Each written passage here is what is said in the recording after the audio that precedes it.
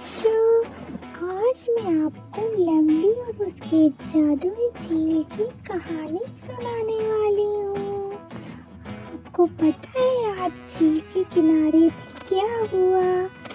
आज लवली अपने दोस्तों के साथ झील किनारे पे गई थी, जहाँ पे पानी साफ शफाफ होता था।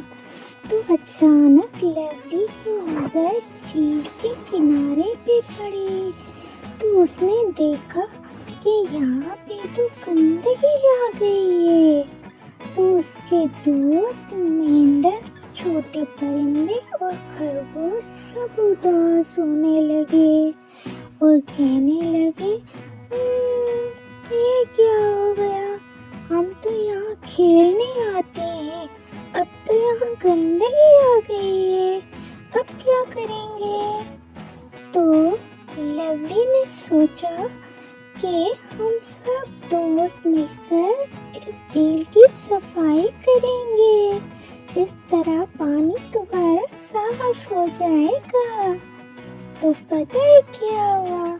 वो अपने दोस्तों के साथ झील के किनारे पे आई और सबने पानी साफ करना शुरू कर दिया।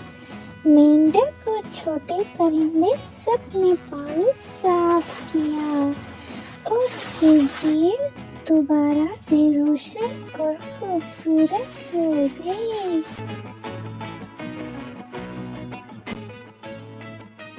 इस तरह झील दोबारा जादुई लगने लगी। हर तरफ रंग और खुशबू थी और ये सब देखकर सब दोस्त खुश और खुशहाल हो गए। और मेरे दोस्त खरगोश और लवली आपस में बातें करने लगे कि अब हम सब यहाँ पे फिर से आराम से खेल सकते हैं।